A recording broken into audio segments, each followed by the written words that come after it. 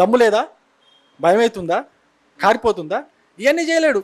ఇవన్నీ ఏదో ఒక్క రోజులో హైలైట్ కావడానికి, లేదా ఏదో ఈ సమాజంలో ఎక్కడి నుంచో డబ్బులు వచ్చింటే, వాడికి ఫండ్ వచ్చింటే ఈ సమాజాన్ని విచ్ఛిన్నం చేసాడు. ఇప్పుడు చాలా ఉన్నాయి, చాలా పెద్ద డీప్ స్టేట్ లాంటివి ఎక్కడి నుంచో పనిచేస్తున్నాయి. మన బంగ్లాదేశ్లో ఏ విధంగా అయితే జరిగిందో అటువంటి కార్యక్రమాన్ని భారతదేశంలో కూడా చేసే ప్రయత్నం ఈ డీప్ స్టేట్ చేస్తున్నారు. బీహార్తో లింక్ ఉందంటారు. రాబోయే ఎన్నికలు జరగబోతున్నాయి కదా బీహార్లో, మరి దాంతో ఏమైనా లింక్ ఉందంటారు ఈ అంశాన్ని? ఖచ్చితంగా ఉంటుంది కదండి, ఖచ్చితంగా ఉంటుంది. ఇప్పుడు ప్రాంతీయ విభేదాలు అక్కడ బీజేపీ ఉన్నది, బీజేపీ గవర్నమెంట్లో ఉన్నది, బీజేపీ గెలవకూడదు అంటే ఇక్కడ నుంచి ఇట్లాంటి ప్రయత్నాలు చేస్తేనే కదా ఎంతో కొంత ఇంపాక్ట్ ఉంటుంది. దేశం మొత్తం మీద దీన్ని దేశం మొత్తం మీద దీన్ని రుద్దే ప్రయత్నం చేస్తున్నారు.